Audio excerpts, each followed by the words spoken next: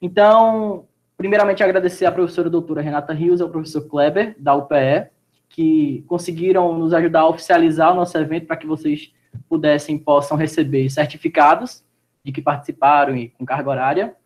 E avisar uma coisa, quem está no Google Meet, para receber o certificado, no final vai ser disponibilizado o link para vocês preencherem o formulário, certo? No Instagram, o que é que vocês vão fazer? Quem está no Instagram e quer receber certificado, vocês vão na minha bio, quando acabar, vocês vão na minha bio, vai ter um e-mail lá, certo? Vocês pegam aquele e-mail, é o estudoslq@gmail.com, certo? Vocês pegam esse e-mail e vocês vão mandar um texto, um breve texto, um curto texto, sobre a reunião de hoje, sobre a palestra de hoje, certo? Rapidão, um texto rápido, e aí vocês mandam junto a isso o número do WhatsApp de vocês. O número do WhatsApp de vocês, por favor, desliguem a câmera do Google Meet para que quem seja importante apareça para hoje. Vocês mandam o nome completo de vocês para esse e-mail, para a galera que está assistindo no Instagram, o nome completo e o WhatsApp de vocês, tá bom? E sem esquecer o texto breve sobre a nossa palestra de hoje, para que a gente saiba que vocês estiveram aqui e não sobrecarregar a gente com muitos certificados de gente que possivelmente nem ficou a live toda, né? Então, vamos lá. Deixa eu ver se tem mais alguma coisa para falar para vocês. Uma coisa para lembrar, quem tiver no Meet, não precisa fazer no Instagram. Quem tiver no Instagram não vai atrás do Meet para fazer, para a gente não ficar com os mesmos nomes, certo? Certo? Ok. Agora vamos apresentar a nossa palestrante de hoje. Ela é formada em letras pela Universidade Federal de Pernambuco, tem especialização em metodologia do ensino superior pela UPE e mestrado e doutorado em letras por também a Universidade Federal de Pernambuco. É professora da UPE, dá aula de crítica literária, literatura inglesa 2, literatura portuguesa 2 e a famigerada intersemiose, sexualidade literária e artística. É escritora também, tem os livros publicados O Mau Hábito, Investimentos e Lauros.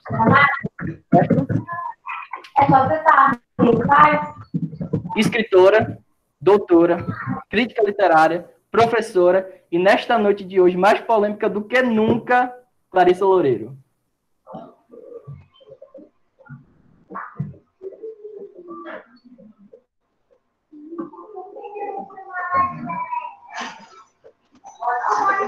Calma que a professora está do comigo. Calma. Ela vai voltar.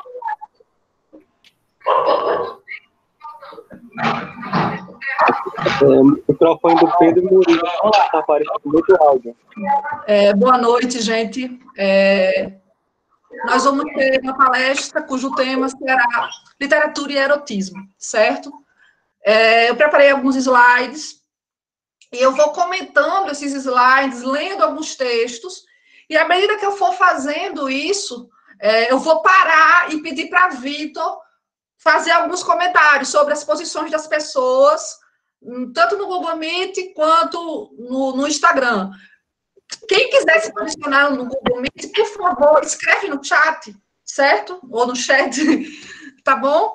Então, o meu nome é Clarissa Loureiro, espero que a noite seja ótima, porque para mim já está sendo maravilhosa. Então, o primeiro ponto que a gente discute quando pensa em erotismo, e se é da área de letras, é sobre leitura. Como se dá uma leitura erótica? Então, eu fui a Barthes, certo? No Prazer da Linguagem, que é um livro dele muito bom, em que ele fala do conceito de leituras plenas, ou leitura plena, que estaria ligado justamente a esse prazer da linguagem. Então, na leitura plena, ou leitura erótica, criam-se mecanismos estéticos que causam um gozo no leitor.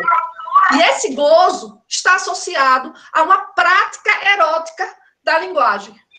Então, esse tipo de leitura passa a ser uma leitura sensual, jamais objetiva, certo? Não se buscam, quando se lê um texto eroticamente, personagens complexos, atmosferas, certo?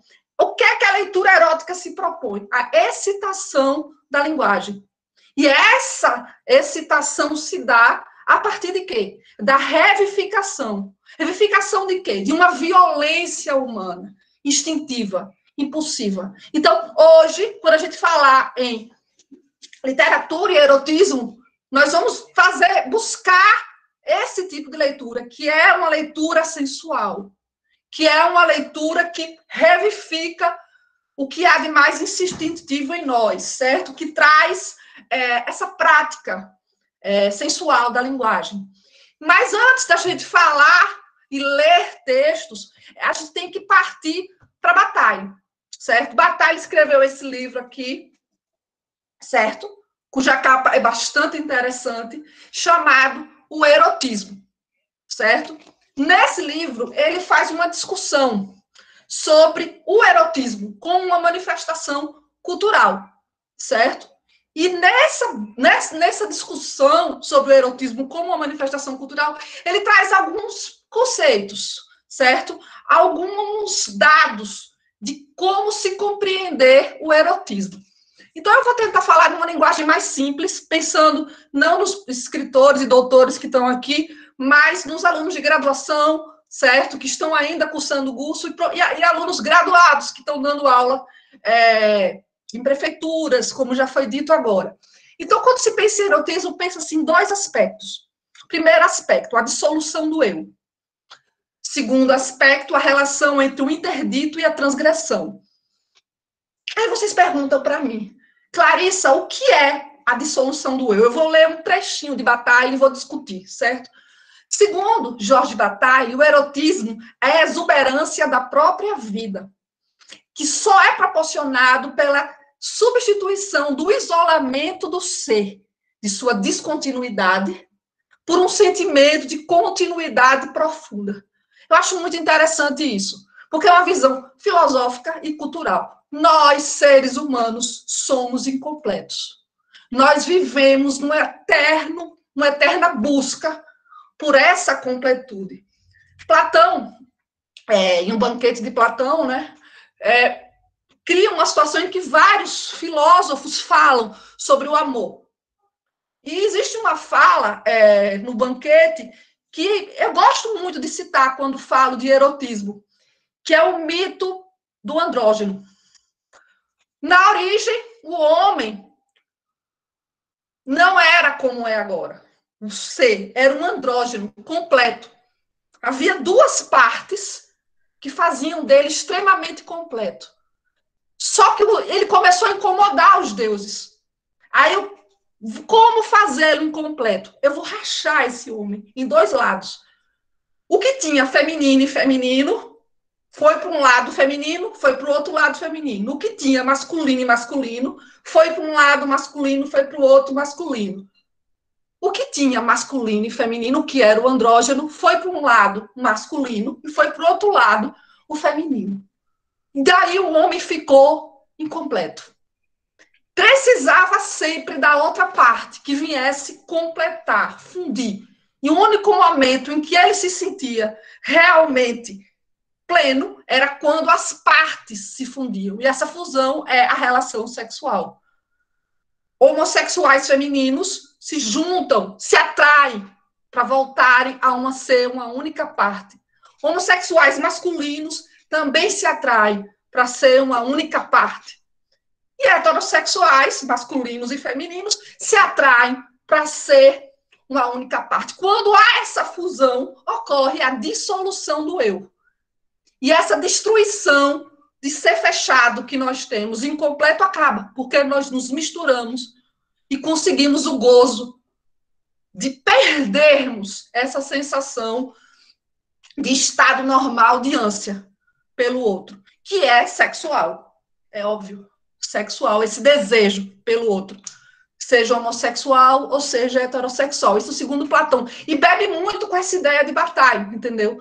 De terminar essa descontinuidade com a fusão, com a dissolução. Eu não sou mais Clarissa, o meu parceiro não é mais fulano, e junto nós não somos indivíduos, nós somos seres completos, perdidos numa sensação maior que é o gozo sexual. Mas como se chega a esse gozo sexual? Como se chega a esse processo de dissolução do eu? Aí vem a parte importantíssima do erotismo, que é a relação entre o interdito e a transgressão. O que é o interdito? É o proibido, é a lei. Todo ser humano criado em sociedade, ele está movido por leis. Sejam leis religiosas, certo? Sejam leis morais, certo? Sejam leis éticas. Essas leis nos param. Essas leis nos interditam. O erotismo surge quando o ser humano começa a quebrar essas leis. Aí começa a transgressão. Mas uma coisa que tem que estar bem clara: o erotismo não ocorre você derrubando a lei. Não. Você precisa manter a lei para gozar infringindo. É aquela coisa do pecado. Vamos fazer um pecado gostoso.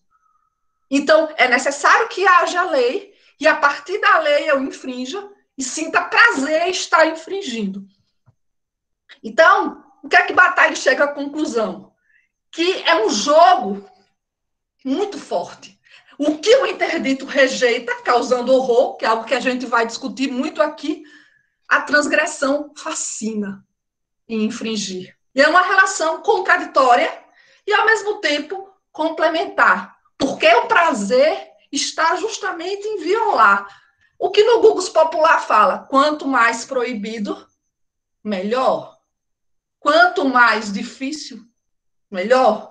Então, quanto mais você estiver preso a regras, maior será o seu erotismo em infringi-las, em derrubá-las. Então, eu vou começar com textos literários, um de Carlos Drummond de Andrade, que foi tema da monografia de um aluno que eu tenho muito carinho, chamado Anderson Santos. E o livro era Amor Natural. Em Amor Natural, ele trabalhou o erotismo dentro do livro, e eu vou selecionar um dos poemas que me marcaram muito por trazer essa questão da dissolução do eu, certo? Então, vou ler, e depois de ler, vou comentar, e vou começar a pegar os comentários, vocês devem já ver alguns comentários. Então, o nome do texto é A Língua Girava no Céu da Boca. A língua girava no céu da boca. Girava. Eram duas bocas num céu único. O sexo desprendera-se de sua fundação. Errante, imprimia nos seus traços de cobras. Eu, ela. Ela, eu. Os dois nos movíamos possuídos, trepassados. Eu-lhe, eu. A posse não resultava de ação e doação, nem nos somava. Consumíamos em piscina de aniquilamento, soltos, falos e vulva no espaço cristalino. Vulva e falos em fogo, em núpcia, emancipados de nós. A custo, nossos corpos içados do gelatinoso jazigo se restituíam à consciência. O sexo reintegrou-se, a vida repontou, a vida menor. O que chama atenção nesse texto, gente, quem não conhece, é que há um neologismo. Os pronomes demonstrativos ela, eu, ele, estão colados, certo? Como se fossem uma mesma palavra, sem hífen. E essa colagem desses pronomes demonstrativos remete justamente à questão da fusão sexual, dois corpos fundidos. E traz o que eu disse no começo do meu texto, dessa relação de completude. Um está dissolvido no outro. Há uma dissolução do eu. Outro aspecto que eu chamo a atenção no texto é o conceito de piscina de aniquilamento. Gente, piscina de aniquilamento. Drummond foi muito feliz. Porque numa piscina, fluidos se misturam. Ou seja, o fluido do corpo masculino, o fluido do corpo feminino. se misturam, formando uma piscina, onde corpos flutuam, fazendo movimentos sexuais sincronizados. Então, essa metáfora, piscina de aniquilamento, é o auge da fusão. São dois corpos fundidos, gozando juntos e diluídos em água. E também sincronizados pelo movimento. E outro ponto que ele fala no texto interessante é que a vida menor se restitui, que é o que o sexo remete. Quando você está gozando, há uma outra vida, que é muito maior que essa vida. Essa é a vida maior, entende? Que é durante o gozo. Eu vou parar um pouquinho para Vitor colocar alguns comentários, que eu acho que algumas pessoas fizeram, né, para a gente restituir o texto, a fala.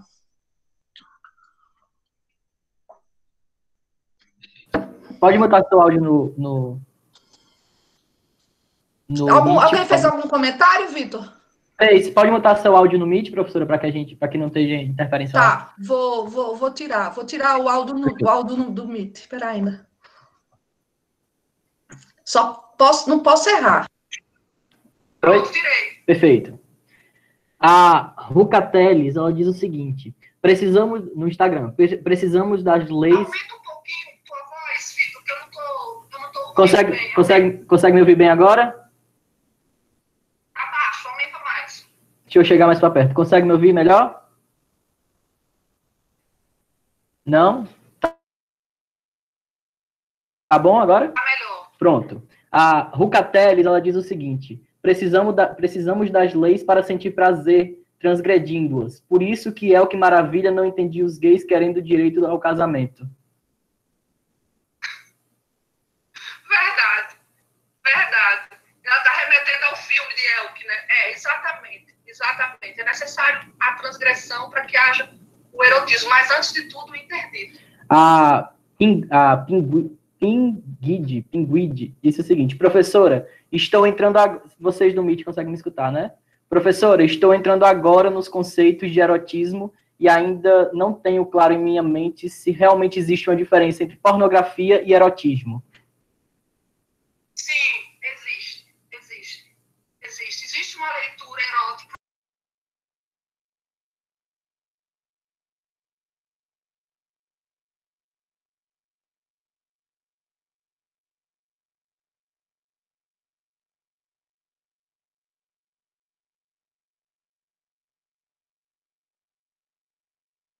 Liguei.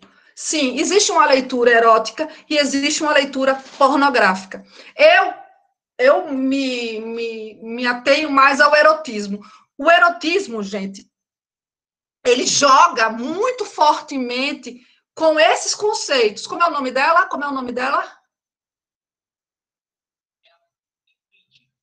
Certo, eu não decorei teu nome não, mas você sabe que eu estou falando com você. O erotismo, ele liga muito com esse jogo. Transgressão e interdito. Tem que haver uma situação proibida, certo? Que cause esse horror. E, ao mesmo tempo, esse fascínio. Na pornografia, não há esse jogo tão evidente. Entende? O erotismo, ele precisa disso. Ele precisa desse jogo. E mais, para isso, ele cria muitos recursos estéticos que na pornografia não são necessários. Certo?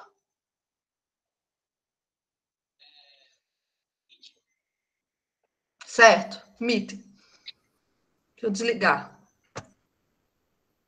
O Juninho fala assim, tá me escutando? O Juninho Oliveira: professora, como trabalhar literatura erótica na sala de aula diante desse tabu que ainda existe?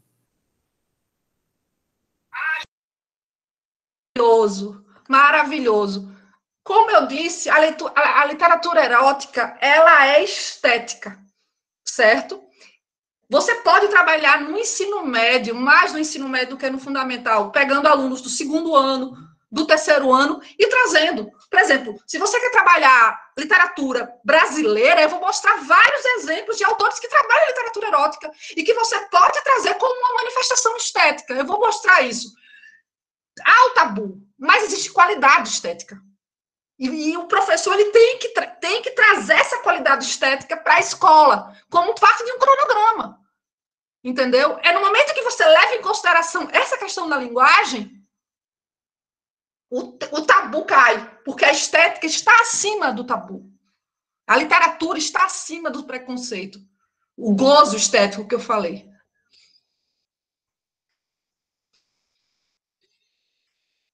Mais alguma coisa? Posso continuar?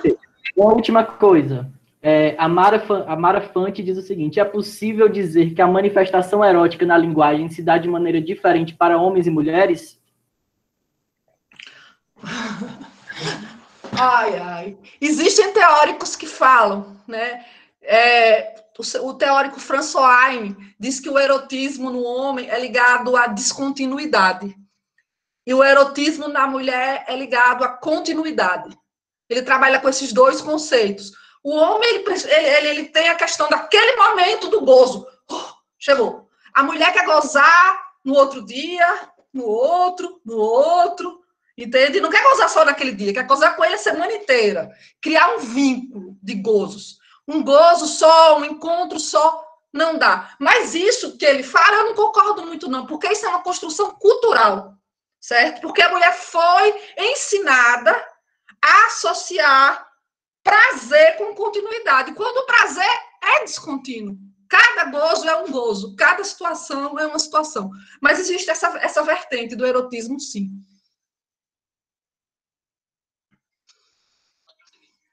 Posso continuar? Bem, gente, podem fazer as perguntas, viu, depois que eu parar. Vou continuar no slide. A primeira manifestação que a gente pensa do erotismo que Bataille traz deixa eu me afastar para me verem melhor. É a orgia, certo? Quando se pensa em orgia, pensa logo em suruba, né? Uma orgia, uma suruba. Mas, também. Mas, historicamente, a orgia, ela tem um início sagrado, certo? A orgia erótica estava ligada a ritos sagrados, certo? O que é que Bataille fala sobre isso? A orgia, em sua origem sagrada, está associada ao frenesi sexual, enquanto acesso perigoso que leva ao frenesi, à vertigem, à perda da consciência. Nesse momento de frenesi, nesse momento de perda de consciência, o que é que ocorre? Segundo ainda Bataille, uma desordem do ser que se perde e que não se opõe a nada. Desordem de gritos, desordem de gestos violentos e das danças. Enfim, dos sentimentos. Uma convulsão sem medida, que embriaga. Então, na orgia, em seu sentido original, ela tem esse aspecto de convulsão explosiva, de um coletivo. É um frenesi, é uma perda de consciência, certo? E eu vou citar um livro que eu tenho um carinho muito grande, chamado As Bacantes, de Eurípides, certo? Que nós temos uma manifestação da origem... Clarinha! No sentido sagrado. Celular. A origem no sentido sagrado. Daí gerou a palavra bacanal? Sim, mas não bacanal, os bacanais romanos, mas o bacanal em sua origem sagrada. O que é que as bacantes contam, essa tragédia? Existia uma manifestação feita ao deus Dionísio, que era o deus do vinho.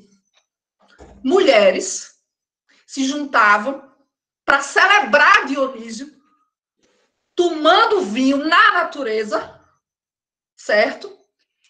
E bebiam tanto, que entravam num estado de transe, violento de transe, e devoravam um bode, que representava Dionísio. Quando elas devoravam esse bode, o que acontecia? Elas acreditavam ter Dionísio dentro de si.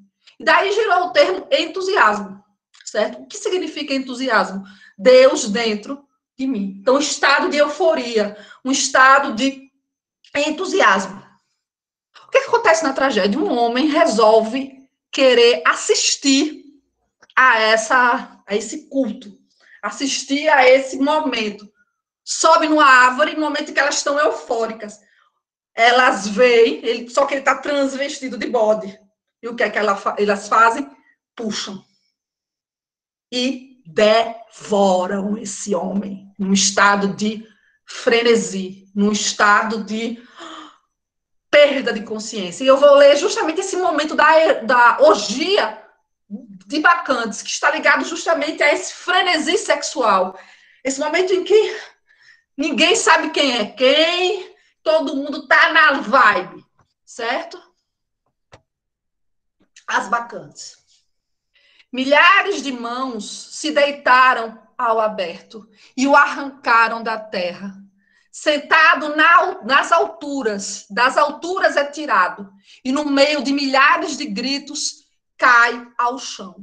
A primeira a começar o ritual mortecínio é a mãe, que cai sobre ele, com a boca a espumar e revolvendo os olhos em todas as direções. Sem saber pensar direito, é dominado por Baco. Agarra-lhe o antebraço esquerdo, apoia o pé no flanco do desventurado e desarticula-lhe o ombro, não pela força, mas pela destreza que o Deus infundira em suas mãos. Por todos os lados se erguia um clamor. Ele gemia com alento que não restava. Elas soltavam gritos de triunfo. Levavam um braço, outro um pé, ainda calçado, desnudavam-se costelas dilaceradas pelas unhas. Todas as mãos estavam ensanguentadas pela costela de Penteu. Gente, aqui nós temos a questão do erotismo no sentido sagrado, que é essa questão do frenesi sexual, a perda da razão. Elas estão em um transe de prazer que a mãe não reconhece seu próprio filho, que está devorando o seu próprio filho. Uma violência, uma explosão, todas que se assemelham ao orgasmo divino. Segundo Batalha, o orgasmo, no sentido erótico, é mais ou menos como uma entrega para a morte. É como morrer. Morrer. E elas estão nesse estado, certo? Os corpos se misturam. E a descontinuidade acaba. Todas fazem parte de uma massa que cai em cima dele, né? Se fundindo com o próprio Deus. Nesse eufórico entusiasmo. Então, a orgia, no sentido sagrado que Bacantes traz, tem essa questão de euforia. De euforia do transe. São várias mulheres que se misturam e não sabem, e comem e devoram um homem. Né? E daí a gente cria aquele sentido de devorar o outro. Devorar o outro sem limites, até do seu próprio estado de sujeito. Só que a orgia, ela se desenvolve, certo? E na Idade Média, ela ganha uma outra conotação, certo? Que são os sabás. Todo mundo deve ter ouvido falar dos sabás. O que eram os sabás no imaginário medieval? Bruxas, entre aspas, certo? Cultivavam Satã, certo? Com a mesma euforia. Só que essa euforia recebe uma nova conotação, que é a volúpia ao mal. Então, a violência física que está presente nas bacantes é trocada pela excessividade dos prazeres associado à sexualidade. Muitos sabás, existe um filme que quem se interessa muito por sabás e por essa visão medieval chamado Bruxa, ou Bruxas. Ele é todo inspirado nessa questão dos sabás, da relação das bruxas, e ele é belíssimo, um filme belíssimo, e que traz essa questão da alegria monstruosa, dessa transgressão através da superação do horror, certo? Uma alegria intensa. Mas eu não vou trabalhar com bruxas, eu vou trabalhar com Fausto. Eu era para estar com Fausto na mão, só que eu emprestei para a Letícia, que está trabalhando justamente o diabo. Então, eu não vou mostrar meu Fausto, certo? Eu vou ler um trecho de Fausto que é referente a uma noite que faz parte das lendas medievais da Alemanha, que é a noite de Walburga. ela é descrita em Fausto. Deixa eu explicar que noite é essa, certo? Nas lendas alemães, acredita-se que entre o dia 31 de março, 31 de março e 1 de abril, havia um lugar, um monte na Alemanha, em que mulheres dançavam em torno de fogueiras nuas. E essas mulheres dançavam em torno de fogueiras para acalmarem, certo? Espíritos, fadas, para que com esse acalmar houvesse colheita. Estaria associada à fertilidade. O que é que aconteceu? Essas mulheres foram associadas a bruxas. Entende? E aí criou-se a noite das bruxas. E Fausto vai trazer isso, certo? O livro traz isso. E uma noite de prazeres em Fausto, em que Lilith está lá. Quem é meu orientando sabe como eu gosto de Lilith, mas não vou me demorar muito, não. Nessa noite de prazeres. Eu vou ler esse trechinho de Fausto, em que nós temos essa associação a esse sabá. Grande mundo, pequenos mundos há gerado. Vejo algumas bruxinhas, jovens, todas nuas, e velhas a encobrir-se, astutas, muito cruas. Centenas de fogueiras em extensas fileiras crepitam ao redor. Se fala, se cozinha e bebe, se ama e dança. Diz-me, haverá mundo melhor? Gente, se a gente parar para pensar, esse trecho, nós temos a mesma alegria. Nós temos a mesma euforia. É a euforia referente ao prazer do corpo, certo? Ao excesso. As mulheres dançando em torno da fogueira, comendo, bebendo, né? Num ritual desacralizado. É o corpo. É a sexualidade no sentido do prazer do corpo que está em evidência. Só que esse prazer é associado à luxúria. Num discurso medieval, aí surge o interdito, não é verdade? E a transgressão, que é a transgressão de essas mulheres são mais bruxas. Como é dançar, se agarrar ao redor de uma fogueira, comer, beber, a própria dança, né? Durante a Idade Média era demonizada. Então há uma relação entre o prazer associado à luxúria e a Satã, como grande sedutor, como aquele que vai despertar em você as euforias das bacantes, a histeria. Solta, mulher, teu corpo. Vejam como é interessante, né? 2 orgias e predomina o quê? O feminino. Não tem homem nos exemplos, são mulheres. Corpo da mulher, né? Que pecado. Mas, continuemos. Vamos agora para a orgia no sentido de suruba, que todo mundo não fala, mas adora, né? E eu vou trazer um livro que foi tema de um aluno que está na live de monografia, que eu tenho um carinho muito grande. Rafael Macário, fez uma monografia maravilhosa em cima do livro Delta de Vênus. E nós, nesse livro, analisamos muitos contos, certo? E tem um conto em que nós temos essa visão de orgia. E orgia feminina, mulheres, certo? E o que é que se remete a essa questão das bacantes? A euforia de corpos descompassadamente confundidos, como a gente viu nas bacantes. Em que a conotação sagrada cai. E é substituída por quê? Corpos em efusão sexual. O nome do conto chama-se Helena.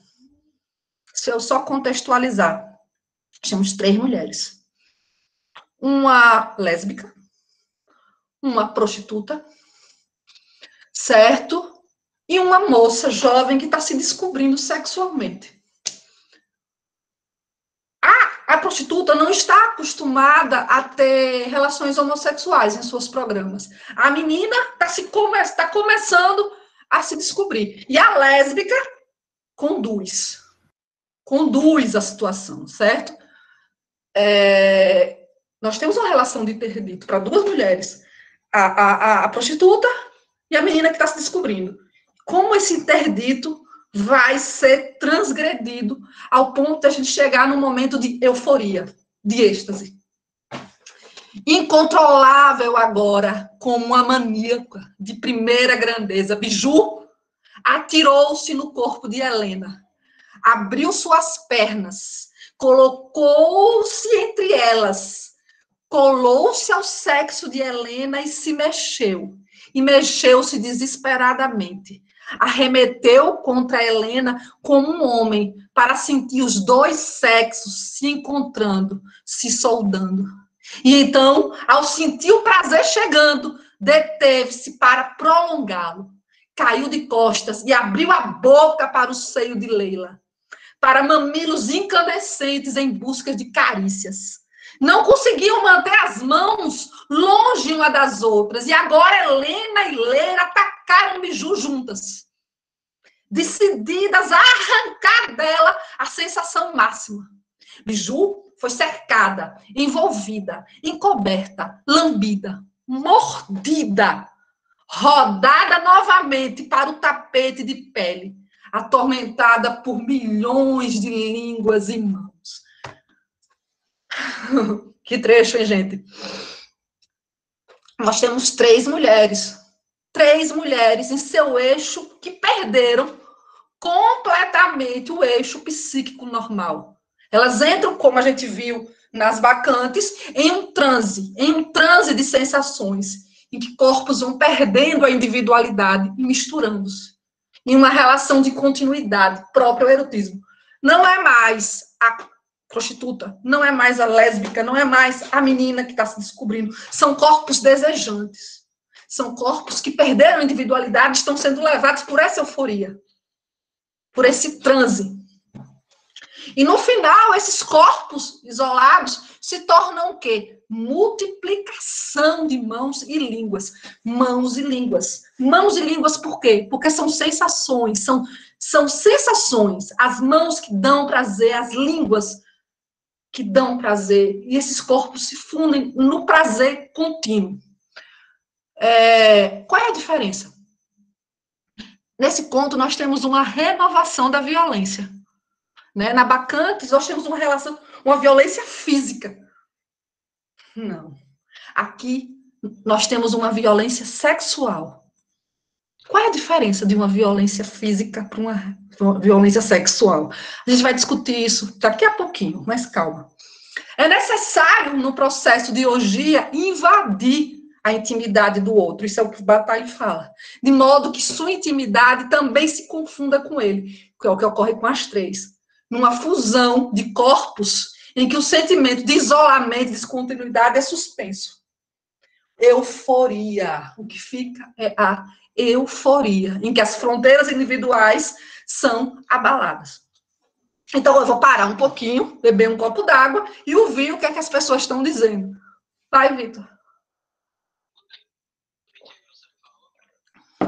Hã? Desligar aqui, né? Deixa eu desligar o Meet. Não posso botar o botão. Perfeito. Todos me escutam? Me escutam? Tá me escutando, professora? Estou escutando. Beleza. É um arroba estranho aqui do Instagram, não vou saber ler, mas é o Santos 1900, JW Santos 1984. Disse bem assim, Anaís bebeu um pouco do veneno de Henry Miller. Deixa eu ver. Sim, a gente vai falar de Henry Miller. A gente vai terminar com Henry Miller. Os dois foram amantes. Eu vou falar de Trópico de Câncer. Bebeu muito, foi muito influenciado. Mas são linguagens. Daqui a pouco eu chego em Henry Miller, viu, querido? Daqui a pouco. Vá, fale. Porque eu vou fazer essa pergunta e você abre o microfone do Meet. Por que só é tratado o erotismo no sexo feminino e não no sexo masculino?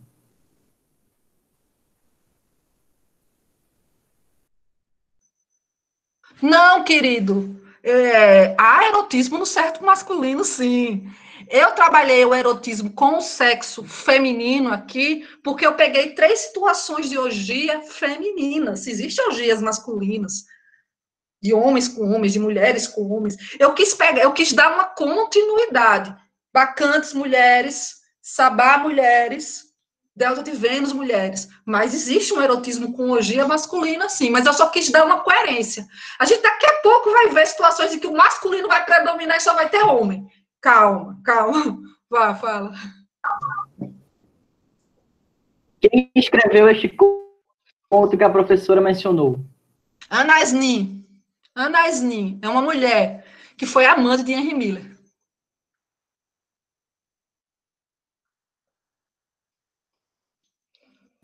Pode prosseguir, professora. Posso continuar? Tem certeza?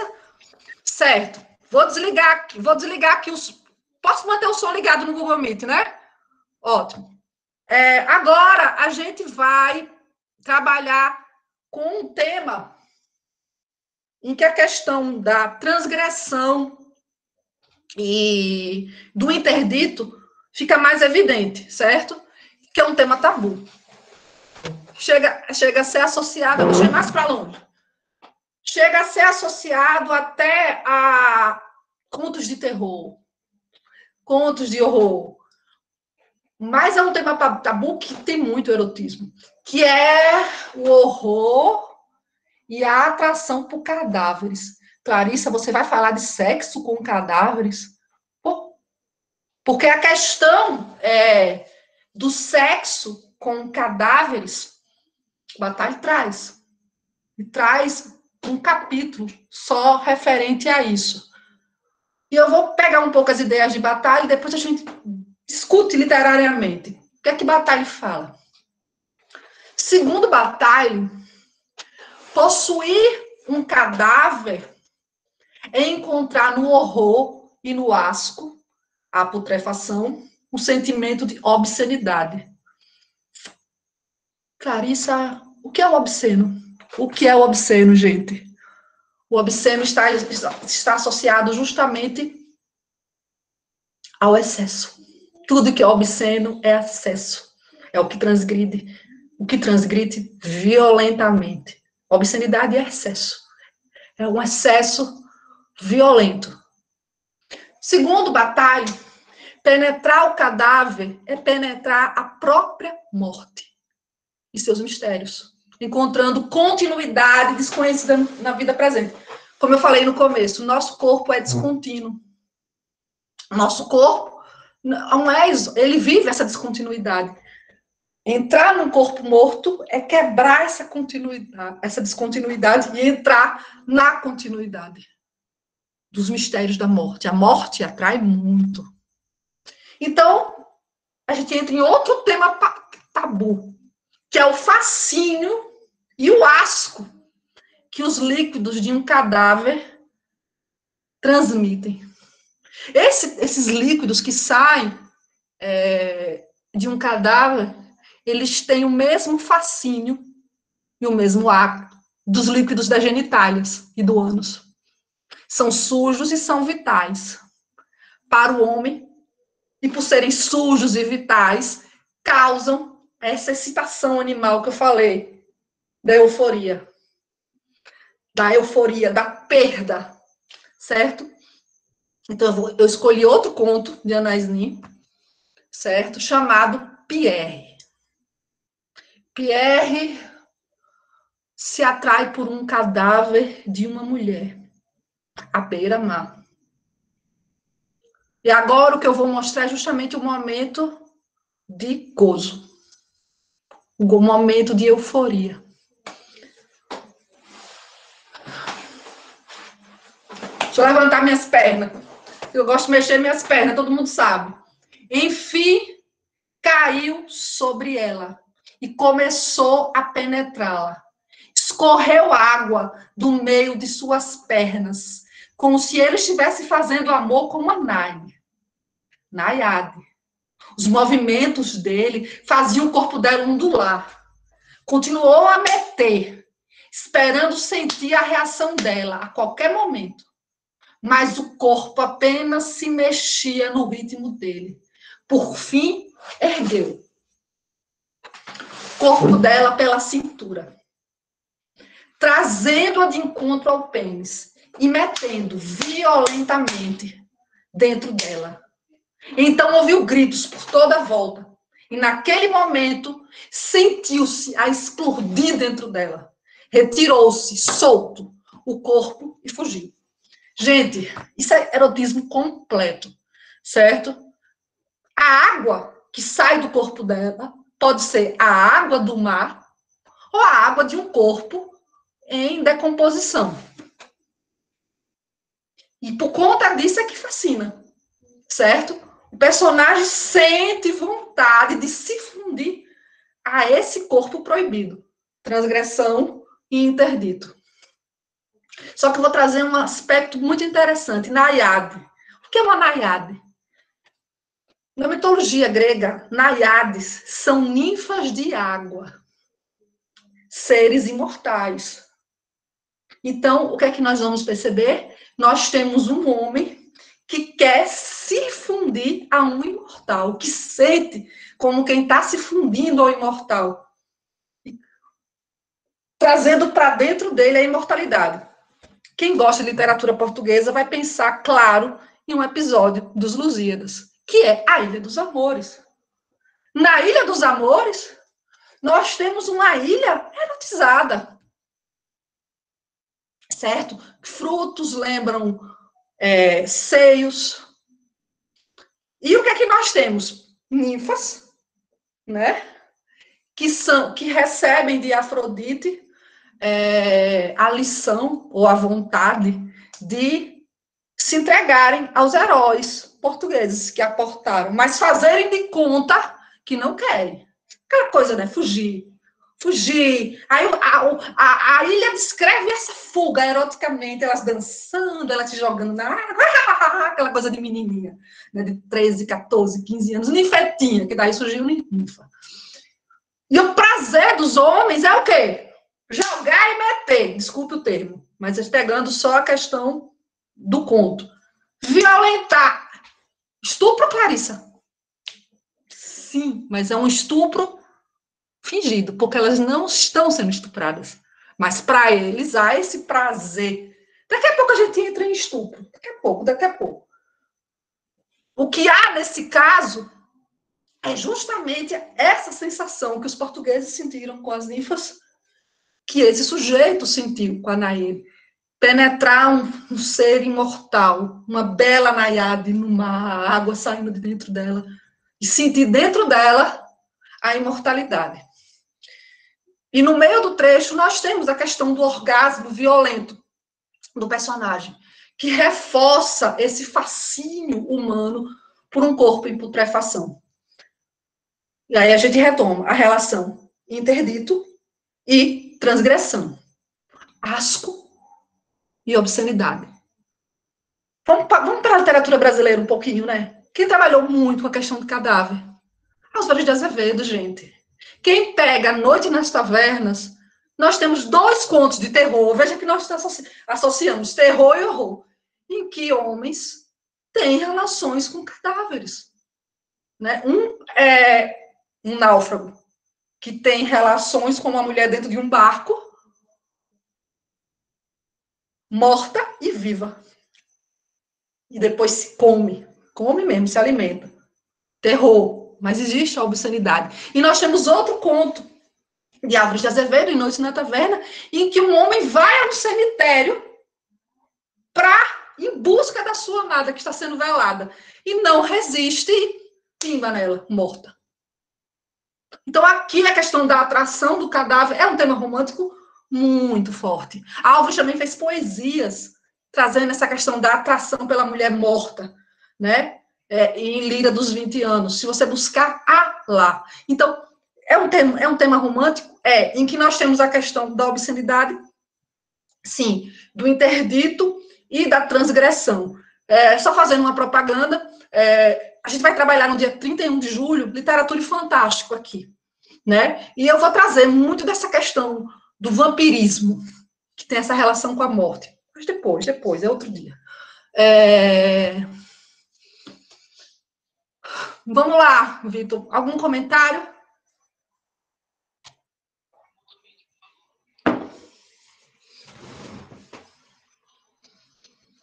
Quer que eu desligue aqui no Meet? Vou desligar no Meet. Ainda.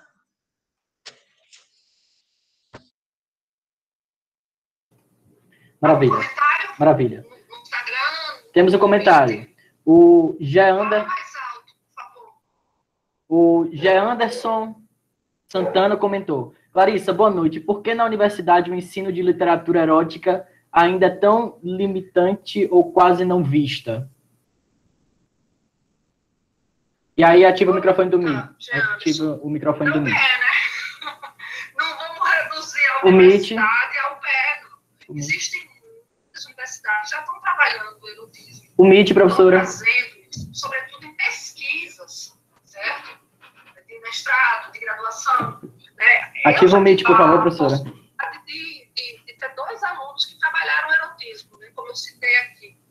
Eu acho que, porque não na UFPE, não quer dizer que não haja em outras universidades, na UFPE, certo? Que é o meu lugar de onde eu venho, só que ainda é muito pouco, né? Mas gente. Eu vou ter. Deveria haver mais? Deveria. Mas eu acho que começa a haver quando você se especializa, quando você lê. Aí pode ser um link para as pessoas pegarem, batalhar e lerem, né? Entenderem o erotismo e depois saírem fazendo links com vários textos literários que existem na literatura brasileira. Certo. Eu vou fazer uma última pergunta para você prosseguir, e aí a senhora liga você liga o microfone do Meet, certo? Certo. Bom, a pergunta é minha. Como é que a gente faz para não parecer que a gente está romantizando essa questão, por exemplo, da necrofilia ou do sexo com cadáver? Como é que faz para não parecer uma romantização do ato, e sim um trabalho sobre o erotismo? E aí você liga o microfone do Meet, e é isso. Já liguei. Isso é para o Meet, né? Isso é uma pergunta do Meet, né? Certo. Gente, é simples. Alves de Azevedo romantizou, certo? Mas a gente pega Noites na Taverna, o que a gente quer trazer é a sensualidade que existe na relação entre corpos. Foi o que eu comecei a falar no início dessa live. É a leitura plena, é a leitura erotizada. A questão do sujeito que sente prazer com um objeto. E como esse prazer remete a conceitos eróticos, que mexem com o corpo. Para não romantizar, é partir dessa visão de leitura, certo? Leitura que eu falei no começo da live, leitura sensual, leitura plena, e buscando elementos estéticos.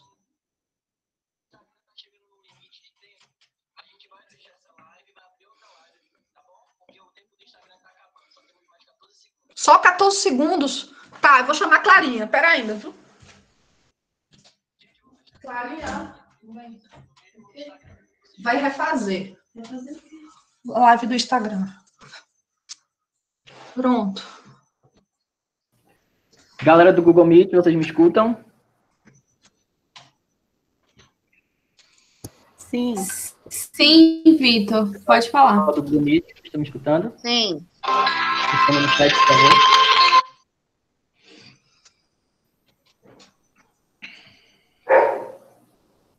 Ele começou? Pronto? Sim, maravilhoso. A gente vai Pronto, voltar a live. vai chamar no Instagram. O Instagram tem um limite de 1 hora de live, certo? A gente vai voltar a live com a professora e damos continuidade. Tá certo?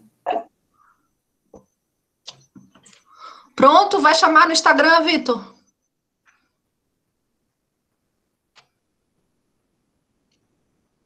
Vitor?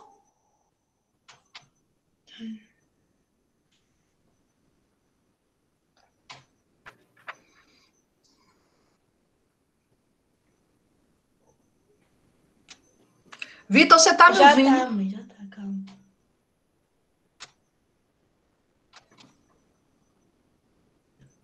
Vou desligar. Tá bom, vá. Perfeito. Aí, a professora vai entrar e a gente continua. Já entrei.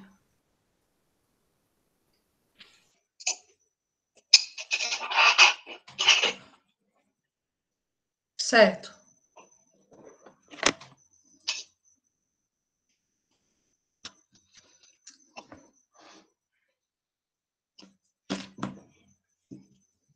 Pode falar, professora, já estão te vendo. Certo, vou continuar, certo?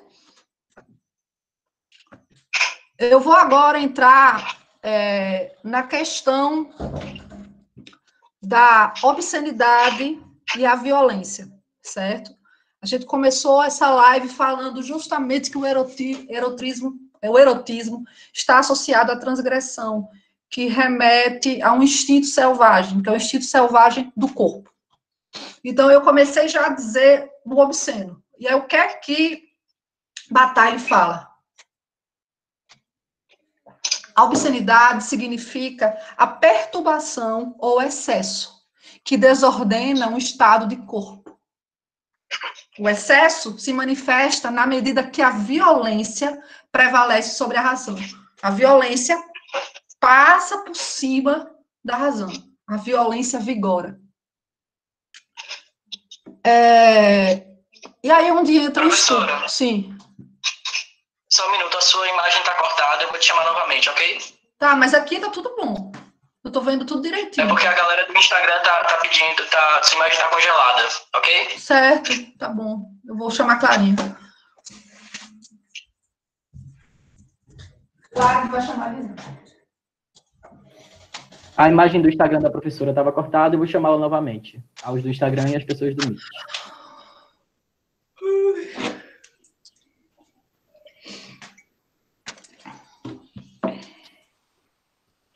Entrei.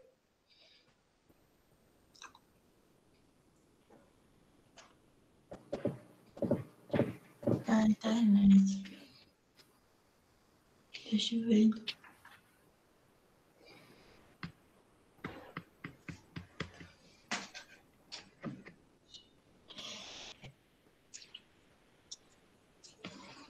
Aí.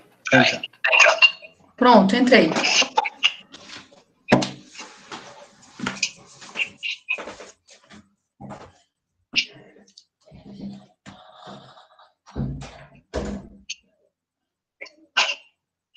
Pronto? Pode falar, professor. Pode falar. Então, a obscenidade, como eu disse, está associada ao excesso, certo? E esse excesso é uma violência que prevalece sobre a razão. E onde é que entra a questão do estupro? Na perspectiva de Bataille.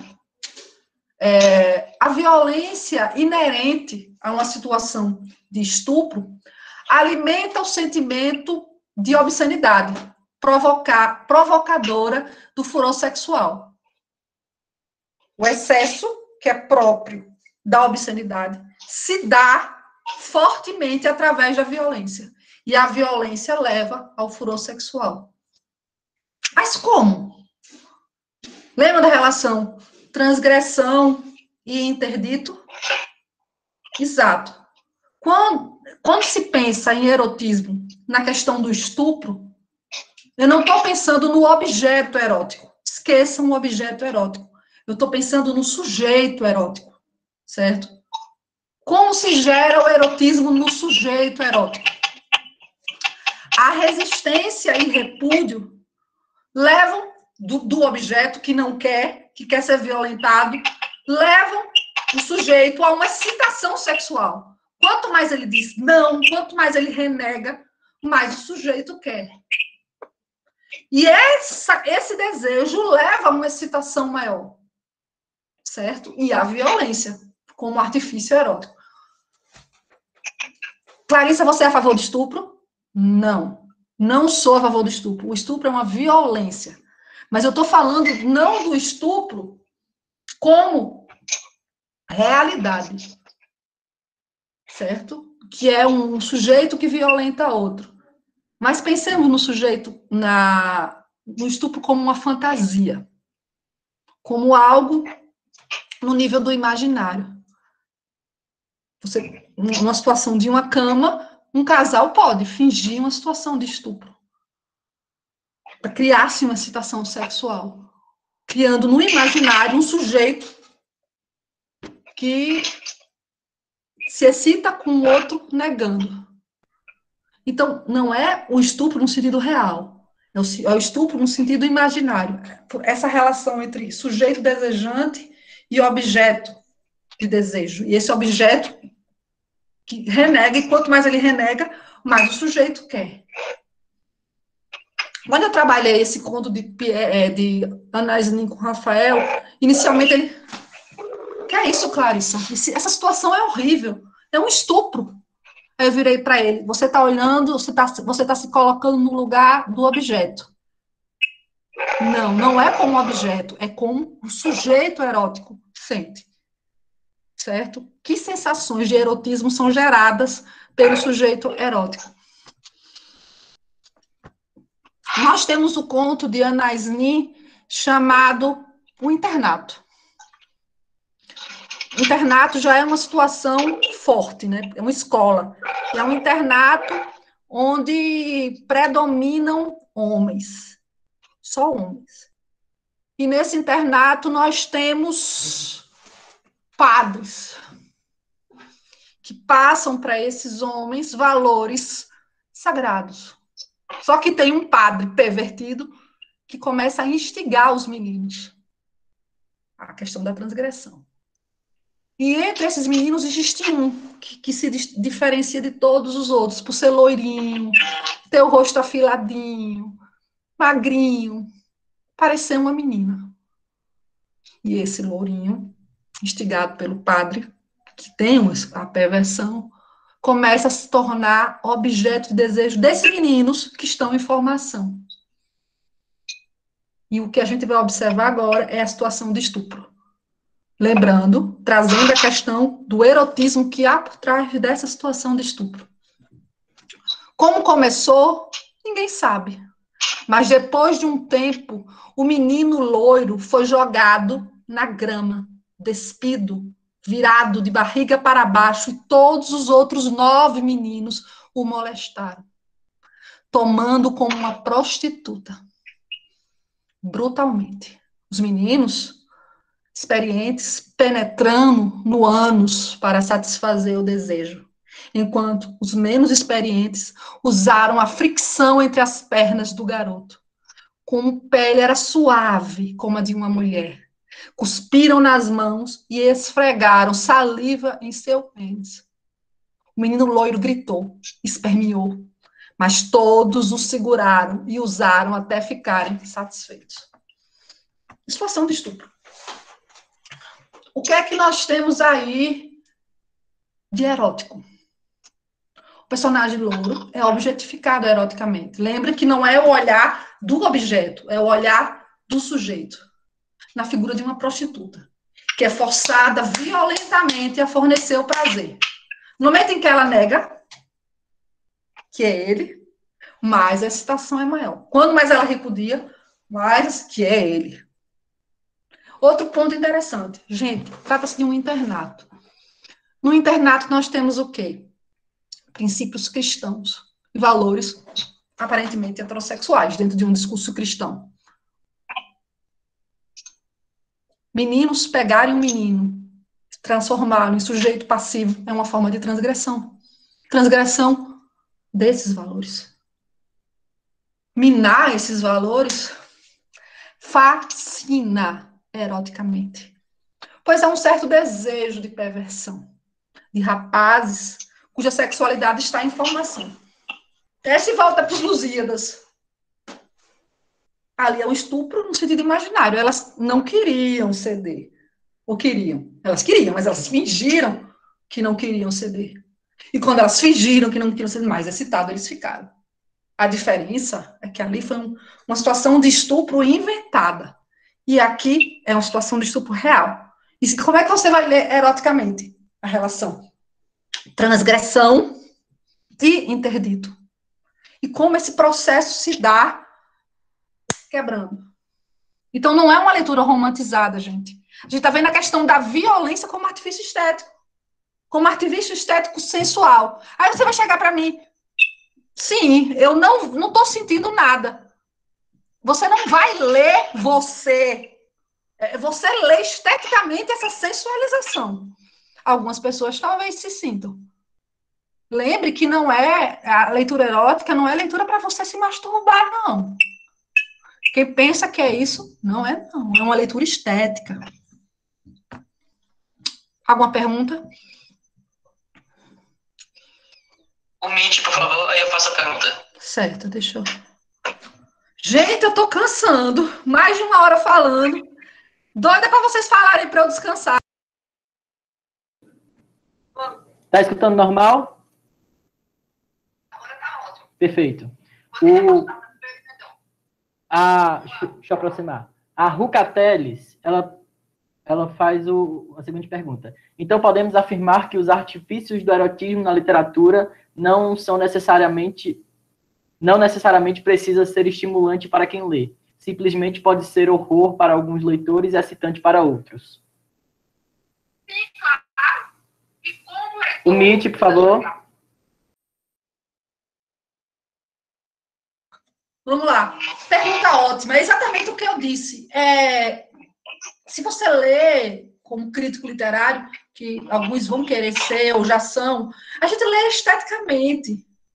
Entende? Quando eu analiso um texto eroticamente, eu sempre estou lendo esteticamente os artifícios. E como esses artifícios criam sensações. Claro, outra coisa, querida, acho que foi uma menina que falou, né? Horror e erotismo andam juntos, viu? Horror e erotismo andam juntos. O que causa horror, causa fascínio. Isso Bataille fala também. Não existe essa contradição, não. Por isso que muitos contos de terror, e até mesmo do realismo fantástico, que vai ser tema do 31 de julho, trabalham com esses temas tabus, porque infringir o tabu é erótico. Agora, alguma pessoa não vai gostar. Claro, porque, como eu disse, não é leitura para se masturbar. Alguns podem se excitar. Mas como crítica literária, eu nunca me masturbei analisando um texto que tem um estupro. Mais alguma coisa, Vitor? Sim. Tem sim, só um minuto.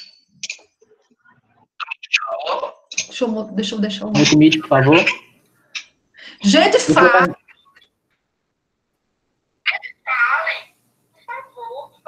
Última pergunta. O Albert Brasil, não, perdão. É o Lucas Luan. Ele diz assim: poderia dizer que a literatura erótica é uma linha da carnavalização?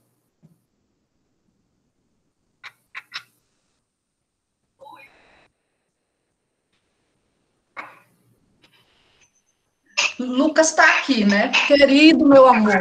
A gente trabalhou carnavalização do Bakhtin, né?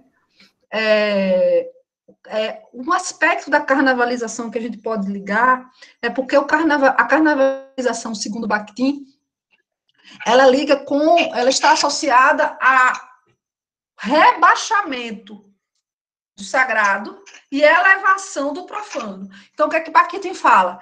Há uma valorização muito forte das zonas de baixo, certo? Das zonas de baixo, do baixo ventre. Mas tem que pensar numa coisa: a carnavalização ela está associada ao riso, ao escárnio. É uma sociedade invertida, certo? E o erotismo necessariamente não está associado ao riso, certo? A carnavalização, sim. É o riso no sentido dessa sociedade invertida, essa nova sociedade. Mas seria uma live toda só explicando esteticamente a carnavalização.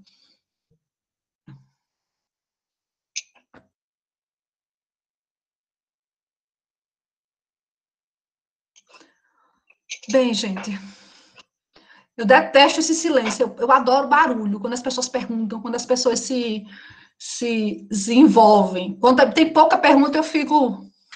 Professora Clarice. Sim. Professor Vlader, daqui a pouco o senhor fala, porque vamos desligar lá o Instagram e depois a gente volta para o Meet. O professor Vlader quer falar, então vamos dar um tempinho de fala lá no Meet, só para ele falar, e aí eu botei no Instagram para vocês o que ele falou, beleza?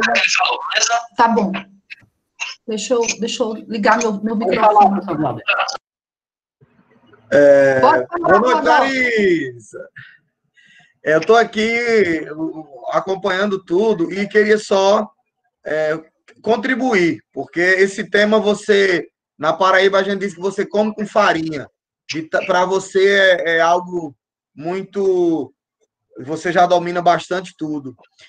Eu fui acompanhando o teu raciocínio e me lembrei, quando você falou do orgasmo ser uma experiência de proximidade com morte, os franceses têm uma expressão chamada le petit mort, que é o orgasmo como uma pequena morte. É perfeito essa ideia. O morrer, né? Tem uma obra de Shakespeare que ele diz, e morrer em teu colo. Não é morrer, não é morrer, é outra perspectiva. Eu queria que, se você pudesse nos ajudar a esclarecer, quando eu vou à poesia do Gregório de Matos, por exemplo, a mulher branca é idealizada, e aí a obra, principalmente da perspectiva neoplatônica, e a mulata bastante erotizada, inclusive com aquelas poesias chulas.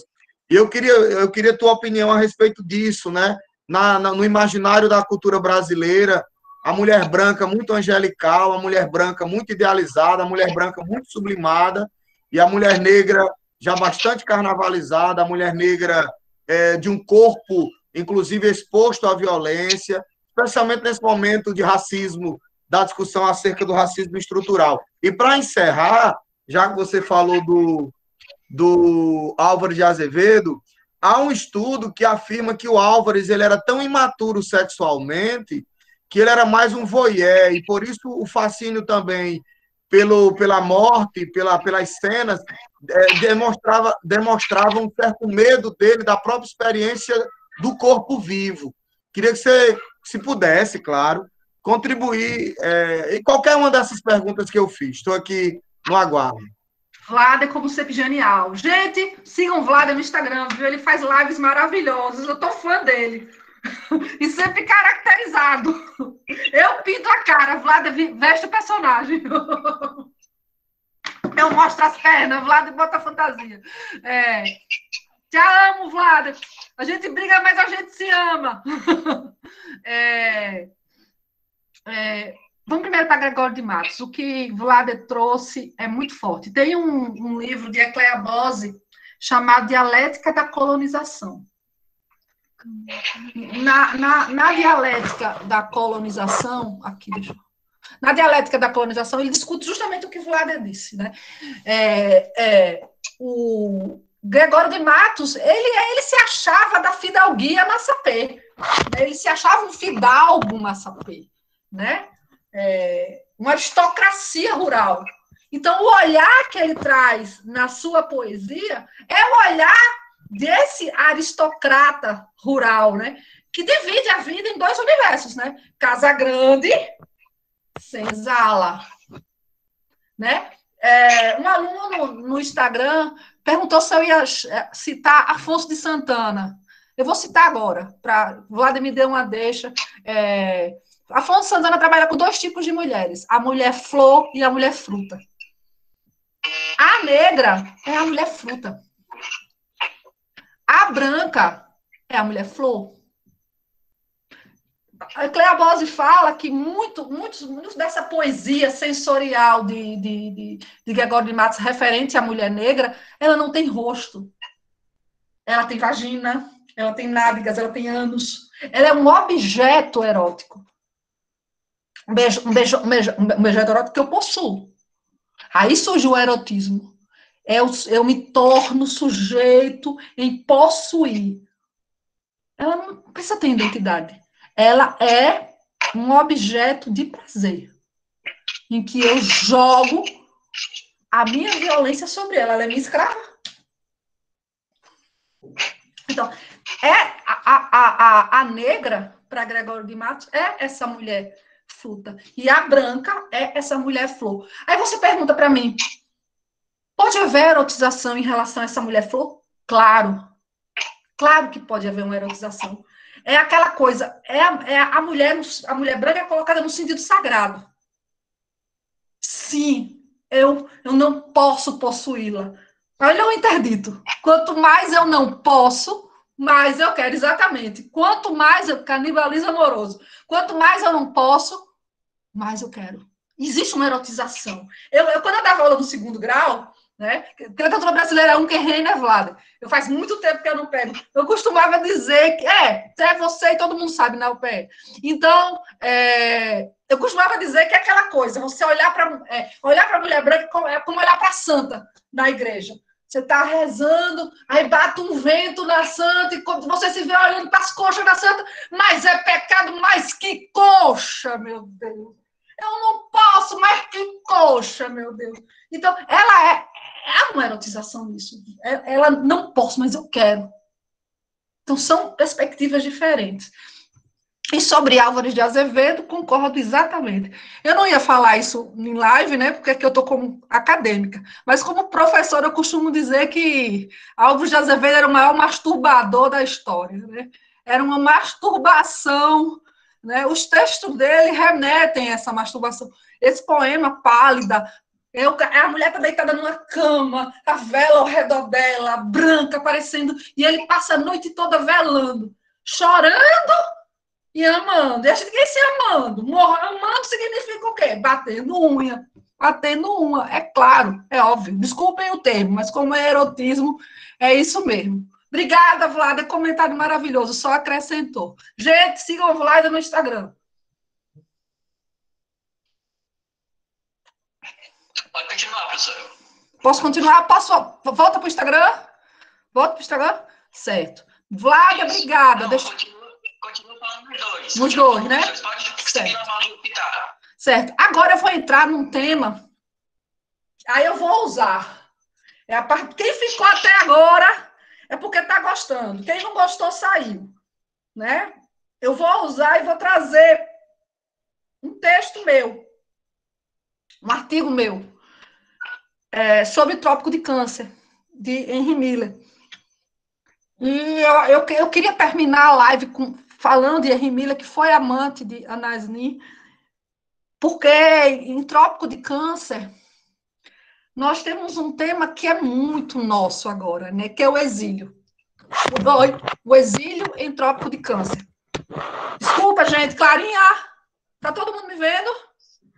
Tá todo mundo me vendo? Sim. Ótimo, ajeita aqui a tela. Só contextualizando, Trópico de Câncer conta a história de homens que estão exilados numa Paris de meados do século XX, certo? Estrangeiros. E tem uma coisa muito biográfica nisso. O Henry Miller é americano, o americano isolado na Paris em meados do século XX. E o que me chamou a atenção é esse momento de exílio desses americanos nessa Paris. E uma reflexão sobre a vivência do erotismo dentro da existência do isolado. Do exilado, né? Olha, o isolado, vê, eu já estou falando de coisa, já estou entrando no Covid. Todo mundo está exilado, todo mundo está isolado. E eu quero trazer um pouco disso também. E dentro desse exílio, desse americano e seus amigos, que é o próprio Henry Miller, ele começa o livro com uma reflexão pesada. Tem a ver com exílio, que tem a ver com isolamento social. Estamos completamente sozinhos aqui e estamos mortos. O exílio é isso, é essa solidão, essa falta do outro, né? O que é que a gente está vivendo, né? Quem está isolado, né? Eu estou isolada, estou sozinha aqui. Eu acho que muitos estão sozinhos. Muita gente sente essa sensação de exílio. Estamos completamente sozinhos e estamos mortos. Mortos no sentido sensorialmente mesmo. A gente sente falta do abraço, a gente sente falta da comunicação, a gente sente falta do cotidiano. Muitas vezes não dá vontade nem de acordar, né, gente? Para quê? Os dias ficam muito parecidos. Então, eu quis trazer isso justamente desse meu artigo. E onde entra o erotismo na questão do exilado? Por quê? Discute como a explosão do orgasmo, no caso que são personagens masculinos, como uma forma de fuga à apatia e à solidão, sofrida pelo exilado de Paris, na década de 30. Ou seja, um momento de orgasmo é uma forma de sair desse pequeno mundo que é o exílio e entrar num maior mundo, que Carlos Drummond. Minha imagem está travada no Instagram, tá, gente? Professor, é o seguinte, a imagem da senhora está travada. Deixa eu desmontar aqui. A imagem da senhora está travada no Instagram, só que se a gente for parar para resolver isso, eu acho que vai perder muito tempo, entendeu? Talvez nem dê certo, porque a gente fez isso 2 vezes e não conseguimos. Está travada na imagem boa, mas o seu áudio está normal. Certo, então dá para eles me ouvirem, não dá? Estão ouvindo tranquilamente. Perfeito. Então, presta atenção. Então, esse momento de exílio, eu vou ficar olhando para cá, já que ninguém está me vendo aqui, traz essa questão da explosão do orgasmo, certo? Como uma forma de fuga a essa solidão. E aí a gente traz o que eu comecei a falar no começo da live, a substituição do isolamento do ser, de sua descontinuidade, por um sentimento de continuidade profundo, que é o momento de fusão sexual, que se dá através do excesso, que se dá através do êxtase sexual. E eu vou trazer um trecho de Trópico de Câncer, que é esse momento em que um homem descreve para outro homem o que ele sente, gente, como isolado, quando tem esse momento de êxtase. Olha a fala dele. É como se eu fosse 2 pessoas e uma delas me absolvendo o tempo todo. Fico tão louco comigo que seria capaz de matar-me. E, em certo sentido, é isso que faço cada vez que tenho um orgasmo. Por 1 segundo eu me elimino. Não há nem mesmo um de mim, então. Não há nada, nem mesmo a fêmea. É como receber a comunhão. Sinceramente, estou falando sério. Por alguns segundos, depois tem um ardor espiritual. E talvez continuasse desse jeito, indefinidamente, como posso dizer-lhe, se não houvesse uma mulher ao meu lado. Por aquele momento de liberdade, a gente tem que ouvir toda a baboseira sobre amor, né? Me deixa maluco às vezes. Quero pô-las para fora, a pontapé. Parece machismo, né, gente? A mulher como um objeto que você, entre aspas, come e depois manda embora. Mas esquecendo a questão do machismo. E não entrando num discurso de gênero, nem feminista. O erotismo não tem a ver com amor. Pode haver um amor erotizado? Pode. Mas essa questão que o texto está trazendo é a questão do erotismo como um momento em que você esquece de seu próprio corpo e se entrega a outro corpo e leva a um ardor, que é esquecer de si, sair do corpo, que é aquele momento de segundos, Nesse momento, não existe mulher, não existe homem. Existe a sensação de sair, de jogar, que aí ele descreve como se fosse um ardor espiritual. Não é seu corpo, não é o corpo dela, é a sensação. E o exilado busca, em Trópico de Câncer, são várias situações sexuais em busca desse ardor, em busca desse momento de comunhão, para justamente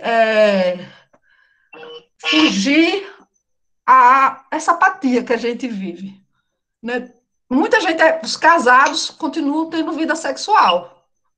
Concordo plenamente. Mas muita gente aqui não está tendo. Muita gente está isolada. Eu tô sozinha aqui. Como o erotismo entra nesse universo em que você está sozinho, não está com namorado, não pode arranjar um ficante porque é complicado, não é casado.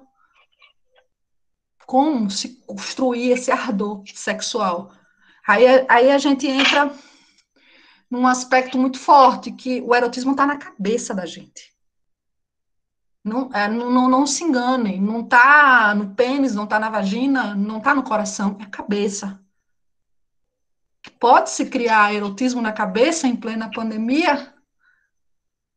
Como é que a gente... Será que todos aqui estamos nos sentindo isolados, precisando desse momento para fugir à solidão? É uma questão muito filosófica, né?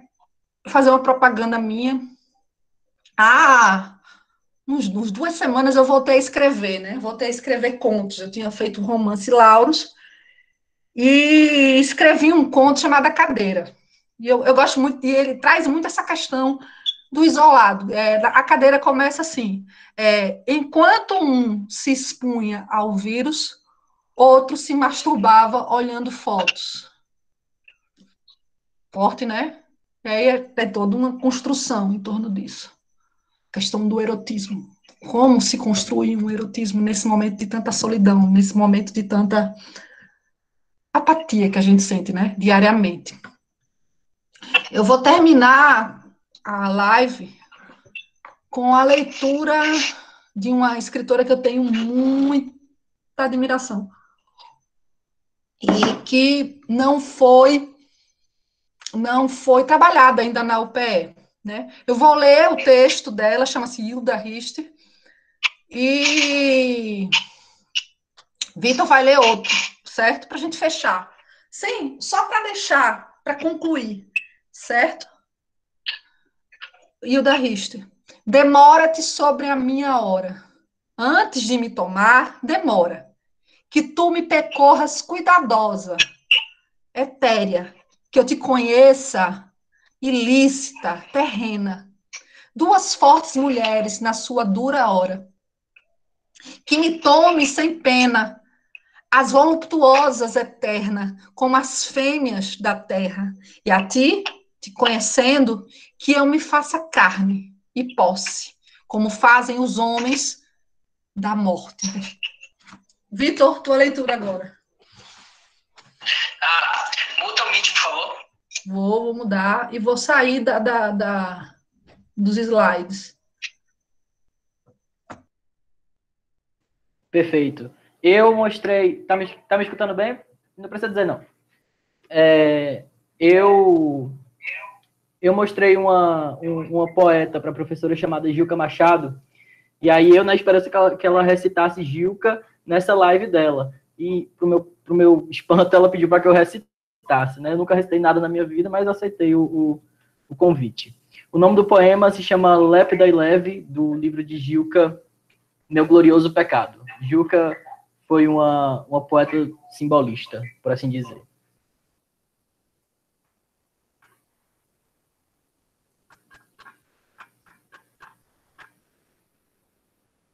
Lépida e leve, em teu lavor que de expressões a míngua o verso não descreve. Lépida e leve, guardas, ó língua, em teu labor, gostos de afago e afagos de sabor.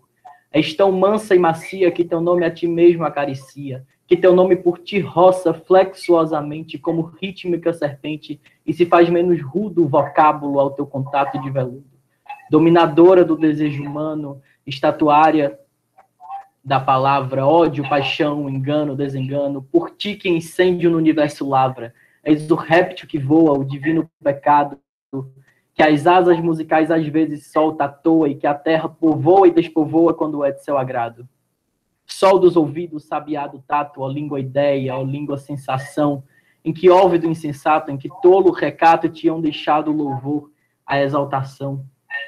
Tu que irradiar pudeste os mais formosos poemas, tu que orquestrais soubeste as carícias supremas, dás corpo ao beijo, dás antera à boca, és um tateio de alucinação, és o elastério da alma, ó minha louca língua.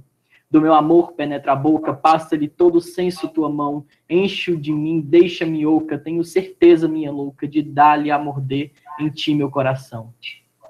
Língua do meu amor velosa, doce, me convences de que sou frase, que me contornas, que me vestes quase como se o corpo meu de ti vindo me fosse.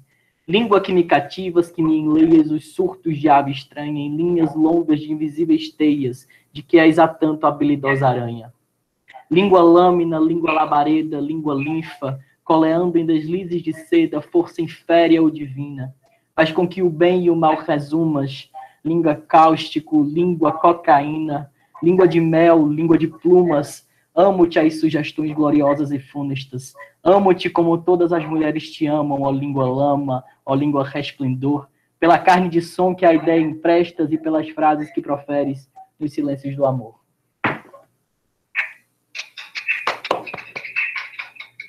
Perfeito, professora. Mais algum recado para dar aqui para o pessoal do Instagram?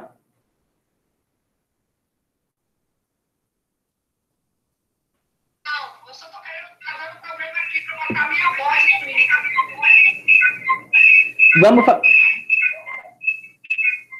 Vamos fazer assim. Eu vou sair e vou entrar de novo, tá certo? Tá. Vou sair e entrar de novo.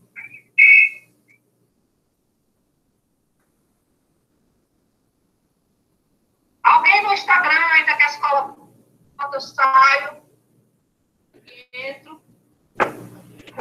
Enquanto isso, eu vou dando um aviso no Instagram. Com licença, a galera do Meet. O Meet pode continuar lá, porque a gente vai ter perguntas para vocês ainda com videochamada, vocês e Clarissa.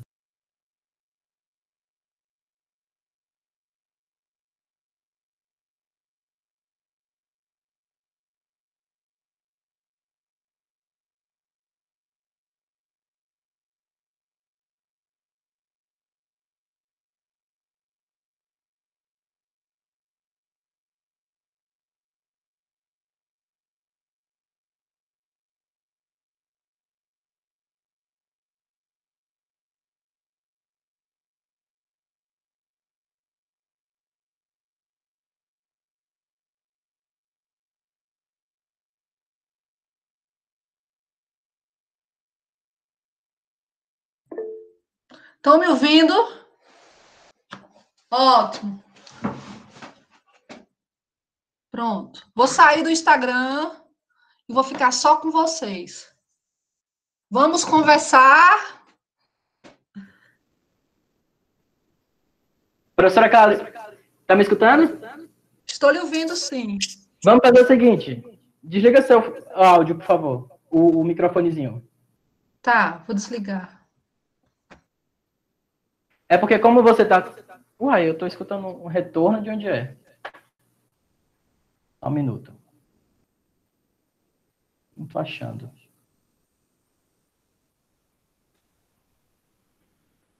Oi. Estão me escutando? Bem?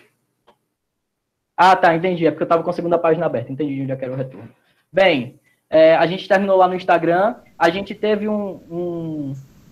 não é um problema, mas foi um pequeno probleminha no final, que a imagem de Clarice ficou travada, mas o áudio estava perfeitamente, a primeira live correu perfeitamente no Instagram. A gente vai pensar se transforma no podcast, para não ficar um pouquinho estranho, mas aqui no Google Meet a gravação correu perfeita. Beleza?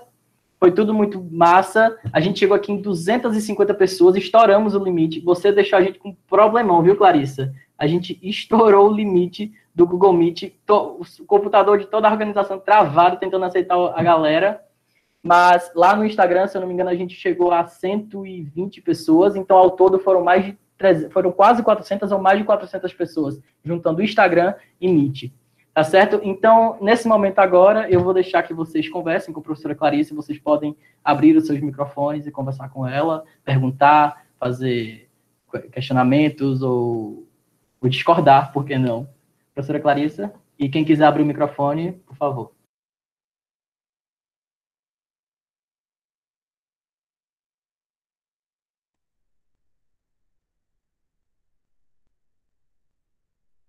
Eu só queria saber o nome do... Boa noite, gente. Desculpa. Tô aqui direto do Rio Grande do Sul. Eu sou pernambucano, mas moro aqui há 6 anos. Mas eu queria só saber o nome do romance que a professora escreveu. Laurus, é isso? Eu anotei aqui Laurus, eu ouvi Laurus. Sim. José Ricardo. Seja bem-vindo.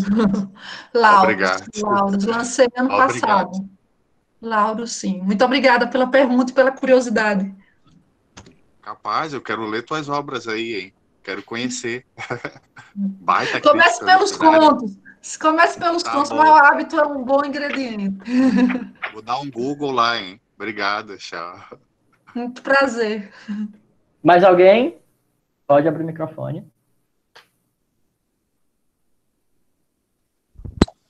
Olá, professora. Você consegue me ouvir? Consigo lhe ouvir. Sua imagem está pausada. Como é seu nome? É Valber Brasil. Valber Brasil. Sim, agora eu estou lhe vendo. Eu amei a sua apresentação. Eu até fui procurar o seu Lattes para ver se eu consigo encontrar um material que eu possa me basear. Eu também estou em processo de construção da dissertação, né? Eu achei até um momento que censuraram a sua imagem na hora que a senhora estava contando aquela história lá, aquele conto. A minha pergunta que eu tinha feito nos comentários é que eu quero saber como ter acesso aos seus estudos, né? A senhora deve ter já um bom conteúdo para se basear em outros trabalhos, né? Sobre erotismo, sobre essas histórias que eu desconheço. A senhora contou algo novo que eu não sabia. Eu fiquei muito impressionado e quero saber. A senhora poderia... Sobre erotismo, você bota Clarissa Loureiro e bota Trópico de Câncer no Google, que já aparece, né? Henry Miller. Eu tenho um artigo publicado, né? Eu falo dessa questão do exílio, eu trago as ideias de Bataille, né? Depois, se você quiser, eu posso lhe enviar as monografias que eu orientei sobre erotismo, né? Uma foi de Anderson Santos, trabalhando Carlos Drummond de Andrade, e a outra foi de Rafael Macário, trabalhando Anais Nin. Essa monografia depois inspirou a dissertação dele, que ele também trabalhou Anais Nin. Mas eu não trabalho só com erotismo. A minha linha de trabalho é identidade, memória, cultura, trabalho muito com semiótica. E é só entrar no meu WhatsApp, que estão lá os artigos, todos os artigos estão online, todos. São revistas eletrônicas. Perfeito. Obrigado, professora. Parabéns. Muito obrigada pela curiosidade. Eu adoro que fiquem curiosos. Professora. Uau. Professora. Sim, Zenilde. Eu fiz uma pergunta aí no site. Boa noite, meu nome é Zenilde, eu falo de Belo Horizonte, Minas Gerais. E eu amei, tá? Fiquei, assim, apaixonada. Sou fã, viu? Obrigada. Eu quero fazer uma pergunta. Eu acho que o rapaz que está fazendo a relação das perguntas não anotou a minha pergunta. Então, eu vou fazer porque eu fiquei curiosa com relação a essa excitação erótica necrófila, entendeu? Eu quero fazer essa pergunta porque eu já li esse romance e a partir do que você falou, eu me interessei. Aí eu queria saber se eu posso dizer que a obra de Frankenstein, de Mary Shelley, é baseada nessa perspectiva de excitação necrófila. Eita, perguntinha. Eu dou aula sobre Frankenstein em literatura inglesa 2. Vamos fazer uma síntese, né? Frankenstein traz à tona a literatura científica, certo? Ele é um romance de origem científica. E atrás desse romance de origem científica, ele vai trazer muito fortemente terror e horror. A gente trabalha isso na graduação, como se dá o terror e como se dá o horror. Existe uma situação de horror em Frankenstein que pode ser considerada erótica. Que aí você vai lembrar quando o monstro assassina a mulher que Frankenstein acabou de se casar. O prazer em matar ali e depois ver o corpo dela morto e ver o sofrimento de Frankenstein vendo a mulher é um prazer erótico, sim. É um prazer erótico ligado ao cadáver, sim. Mas eu acho que Frankenstein, minha linda, ele tem uma coisa muito mais interessante para a gente pensar, que é a relação do que seja um monstro, né? Quem é um monstro ali? Quem é um monstro ali? É o inventor ou é a criatura? Né? Eu gosto muito de refletir sobre isso. Quem é o monstro de Frankenstein? Tá certo? Certo. Assim, eu acredito que o monstro é o criador, porque exatamente. Se ele não tivesse criado, se ele não tivesse feito, não existiria a criatura. Exatamente. É aí que a gente chega. E como ele trata, né? Como ele vai transformando, né? A criatura que quer só ser amada, que só quer ser... Pois é, e assim... A criatura, ela não tem alma, né? Obviamente. Como não tem alma, não tem como você ensinar conforme ele queria, né? Então, ela já... Sem alma não tem como, não tem coração, não tem sentimento. Então, obviamente, é frieza, né? Então, ele criou isso, ele trouxe aquilo para si, para a sua vida, né? Mas a criatura quis ser amada, ele procurou uma família, só que ele só foi mal recebido, né? Só recebeu paulada, paulada, paulada. Então, essa frieza de matar dele, e essa coisa é construída pela sociedade, ele procura uma família, ele procura afeto, só que ele não recebe, entendeu? Essa frieza não é genética, é social. A gente pode trabalhar isso em outras vertentes também. Sim, claro, exatamente. Obrigada, professora, amei, viu? No dia 31 eu estou aqui de novo. Tem muita coisa dia 31, estou estudando muito. Professora, Cláudio Sabino. Eu sou de Belo Horizonte, boa noite, Minas Gerais. Boa noite. E trabalho em escola pública há um bom tempo, principalmente com a periferia, os alunos são de periferia. Interessante que na graduação na literatura, eu vi muito pouco da literatura a parte erótica. Quase nada. Acho que pelo medo, pela atividade que nós queríamos chegar. Depois eu fiz o curso de pós-graduação de sexualidade e afetividade. Interessantíssimas discussões. Escrevi alguns poemas que foram editados, pautados na poesia erótica. E eu fui perceber, a partir da sua fala, fantástica, brilhante, como que sutilmente, principalmente o homem, vai usar a mulher, geralmente negra, mulata, para falar do sexo, da sexualidade, que a branca é intocável. Mas, quando foi para a discussão, achei interessantíssimo que a gente põe o sexo numa dimensão muito além do ser humano. O sexo não fica no corpo, vai para a sua transcendência, você percebe o outro como outra alma. Eu não quero você só sexualmente, quero você como todo, criador de criatura. Eu crio horror, eu quero desejo para ver. É muito bacana, uma discussão sua fantástica, merece ser levada muitas vezes a discussões, dar uma boa tese. Gostaria também de estar seguindo no seu Instagram, ou no seu live, se quiser, para eu poder estar mais a par da literatura erótica, não só pelo erotismo, mas pela construção de identidade. Os nossos alunos com os quais eu trabalho, muitos são violentados sexualmente, padrastos, madrastos, e daí por diante. A gente percebe isso muito sutilmente. Essa fala é muito tranquila, muito legal, bacana para compreender essa parte família, pai, mãe, filho, relação sexual e construção da literatura. Obrigada a você, uma boa noite, maravilhoso, viu? Parabéns. Muito obrigada, Cláudio. Me siga no Instagram, a comissão pode lhe dar o endereço e a gente trocar ideia, viu? Vou ficar muito feliz. Alguém mais quer falar alguma coisa? Professora? Sim. Então, eu novamente. Assim, eu já amei demais tudo que foi falado aqui, toda a sua performance e palestra, né? Eu sou um amante da literatura erótica, conheci no ensino médio através de uma professora de português, e apesar de não gostar dos aspectos da escrita de Gregório de Matos, Boca do Inferno, né? Como ele foi conhecido, aspectos sexistas e racistas, né? Mas foi ele quem me apresentou essa vereda da literatura erótica.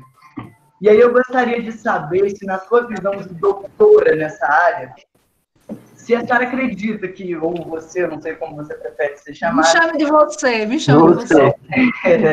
Se você acredita que o machismo, o tabu e a repressão, ela estimula ou intensifica, de alguma forma, a prática da escrita erótica. Erótica, obscena, que está atrelada também a essa violência, essas transgressões de leis que a senhora citou. Né? Eu gostaria de conhecer a sua visão. Ou se é somente natural do escritor, do ser humano, entendeu? Ou se é estimulada por esse comportamento. Boa. Eu adorei sua pergunta, Pedro. Adorei. O erotismo, ele é cultural, certo? E o erotismo tem essa questão que eu falei, da relação interdito e transgressão. Claro que existem muitas obras eróticas com fundo machista, né? Porque o machismo, embora seja intolerável, gera textos eróticos, porque o machista, ele quer exercer, o macho, no sentido patriarcal, sente prazer em exercer a violência sobre a fêmea. Não é verdade? E existe todo um imaginário desse exercício de violência sobre a fêmea. E é a questão do estupro, né? É algo muito forte de pegar. Viva o povo brasileiro, tem várias cenas de machismo, de justamente senhores de terra exercendo violência em relação a escravas e a situação erótica dentro deles, desse exercício da violência. Tem uma cena que ficou muito forte para mim de erotismo em Viva o Povo Brasileiro, em que ele está olhando para a fazenda, é só dono de tudo isso, e ele começa a se masturbar e o sêmen jorra pela casa, pelo jardim, como se ele estivesse possuindo tudo.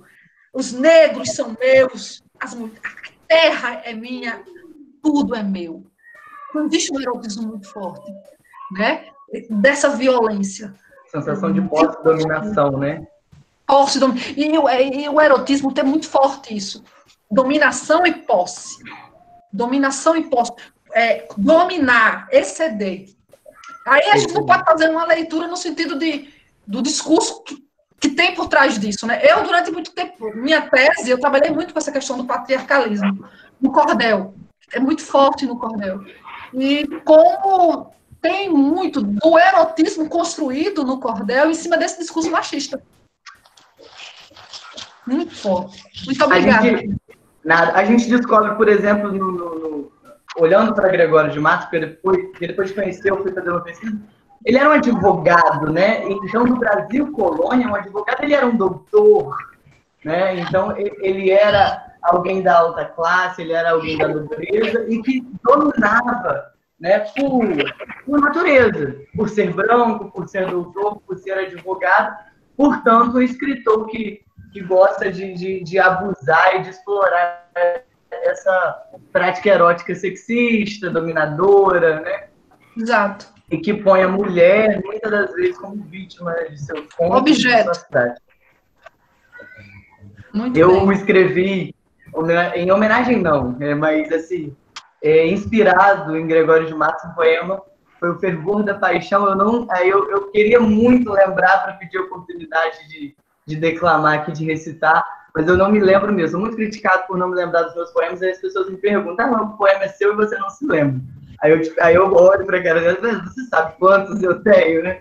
Quantos eu já escrevi, não é tão fácil assim, mas eu agradeço a oportunidade, foi incrível, foi muito excitante participar hoje dessa palestra, e assim como o próprio Vitor me recomendou e falou, né, sobre você, a expectativa não, assim, superou, você superou. Eu criei uma atmosfera lá. Também. Obrigada. Espero ter satisfeito. Renata. Olá, professora, boa noite. Boa noite. Então, está me escutando? A senhora está me escutando? Estou escutando, sim. Então, eu gostaria de contar uma pequena situação e logo em seguida fazer uma pergunta à senhora. Então, quando eu estudava no ensino médio, a professora de literatura, em um dia, ela levou Cecília Meirelles. Todo mundo ficou fascinado com a poesia, com a escrita dela, Cecília. Então, no outro dia, ela levou Noite na Taverna. Foi um choque tremendo. Muitas pessoas ficaram caladas, outros não falaram nada. E no final da aula, ela me perguntou, então, o que é que você achou do livro? Aí a minha resposta foi a seguinte para a professora, é uma mistura de fascínio e vontade de vomitar. Exato. Então, exato. O seguinte, a senhora acha que esse tipo de literatura, que tem um tabu para ela muito grande, e podemos dizer que também, eu me atrevo a dizer, que o pessoal tem um preconceito grande com esse tipo de literatura? Bom, essa a minha pergunta. Obrigada. Oh, minha linda, ótimo. Eu adorei o que você disse. Um fascínio e uma vontade de vomitar. Erotismo, você entendeu? É exatamente isso. Noites na Taverna é um livro que eu li muito jovem. Né? Eu tinha entrado na universidade, tinha 17 anos. Eu comecei muito jovem, eu sou muito jovem, gente. E esse livro, ele não é muito bem explorado, porque para explorar Noites na Tavernas é preciso dominar muitas questões estéticas, certo? E o professor ele tem que saber introduzir.